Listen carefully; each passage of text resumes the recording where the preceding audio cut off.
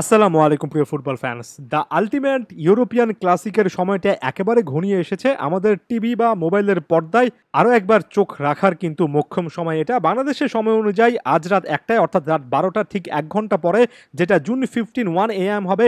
Spain খেলবে ইংল্যান্ডের বিপক্ষে।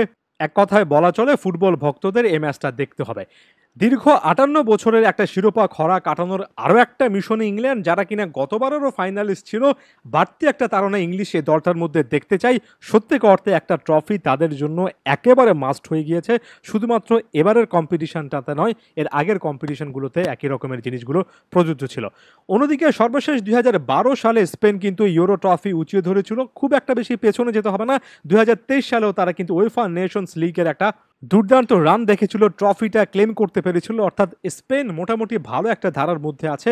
দীর্ঘ শিরোপা খরা তাদের নেই এবং ক্লিয়ার কাটভাবে এই ম্যাচের আগে স্প্যানিশ ফুটবলারদের ওভারঅল এই টুর্নামেন্টে প্লেয়ার বিবেচনা করে তাদেরকে ফেভারিট অনেকেই বলছেন।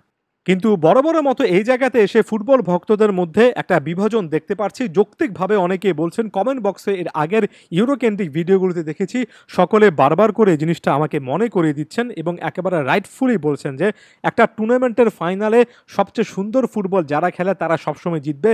ব্যাপারটা অনেক ক্ষেত্রে এই জিনিসটা হয় না, এমনটা হয় না। সর্বশেষ উদাহরণ আপনি ২০২১-এর ইউরো ফাইনালটা দেখে আসেন। কে ভেবেছিল যে শেষ পর্যন্ত ইতালি চ্যাম্পিয়ন হবে? কে ভেবেছিল যে ২০১৬ সালে পর্তুগাল ফ্রান্সের ওই দলটাকে হারিয়ে শেষ পর্যন্ত চ্যাম্পিয়ন হতে পারবে? অর্থাৎ এখানে বাকি দলটা যাদেরকে একটু লিস্ট ফেভারিট হিসেবে চিন্তা করা হচ্ছে, তাদেরকেও কিন্তু নজরে অবশ্যই রাখতে হবে। পসিবল লাইন আপ সম্পর্কে চলে আসি। স্পেন এই দলটাতে কারবাহাল এবং লে নরম্যান্ড ফিরে আসছেন হলুদ কার্ড জনিত সাসপেনশন কাটিয়ে। এর পাশাপাশি লাপোর্তে রয়েছেন, কুকুরেয়া রয়েছেন। গোলকিপার হিসেবে উনাই সিমনের এখনও বড় পরীক্ষা দিতে হয়নি, তবে এই ম্যাচটাতে হয়তোবা দিতে হতে পারে। মিডফিল্ডে ইনফর্ম রদ্রি রয়েছেন, দুর্দান্ত ফুটবল খেলা ফাবিয়ান রুইজ রয়েছেন, দানি ওলমো যিনি কিনা টুর্নামেন্টের সেরা প্লেয়ার হওয়ার রেসে খুব ভালো অবস্থানে আছেন, তিনি আছেন। ফাইনাল থার্ডে লামিন ইয়ামাল, নিকো উইলিয়ামস সম্পর্কে আর নতুন করে কিছু বলতে আসলে চাই না, দুর্দান্ত ট্যালেন্ট। এর পাশাপাশি আলভারো মোরাতার ওয়ার্ক রেটটার দিকেও কিন্তু চোখ রাখতে হবে। অন্যদিকে ইংল্যান্ডের ভিউ পয়েন্ট থেকে চিন্তা করলে পিকফোর্ড টাইব্রেকারে অলরেডি নিজের প্রতিভার জানান দিয়েছেন। ডিফেন্সে কাইল ওয়াকার, জন স্টোনস এবং মার্ক গুয়েহি এরাই আছেন। মিডফিল্ডের কথায় যদি যায়, ডেকল্যান রাইস রদ্রির সঙ্গে একটা 1 ভার্সেস 1 ব্যাটলে কিন্তু নেমে পড়লেন। কে আসলে সেরা ডিফেন্সিভ মিডফিল্ডার, এটা দেখার জন্য অপেক্ষায় আছি। অনেকে হয়তোবা রদ্রির কথা বলেন, তবে ডেকল্যান রাইস যে আগামী দিনে সে জায়গাটায় পৌঁছাতে পারেন সেটার প্রমাণ এ ম্যাচে কিন্তু করতে হবে। এছাড়া খুবই ট্যালেন্টেড মেনু রয়েছেন, সাকা রয়েছেন, বেলিংহাম রয়েছেন। ফাইনাল থার্ডে কেনের সঙ্গে ফিল ফোডেনও আছেন। একটা পজিশন নিয়ে কথা বলিনি, প্লেয়ারটার নাম লুক শ। ইনজুরি সংক্রান্ত কিছু ইস্যুজ রয়েছে, তবে সর্বশেষ 2 ম্যাচে স্টার্টিং লাইনআপে না থাকলেও পরবর্তীতে যখন মাঠে নেমেছেন তখন UEFA.com-এ অর্থাৎ তাদের অফিসিয়াল ওয়েবসাইটে দেখছি এই ম্যাচে স্টার্টিং লাইনআপে তারা লুক শকে দেখছে।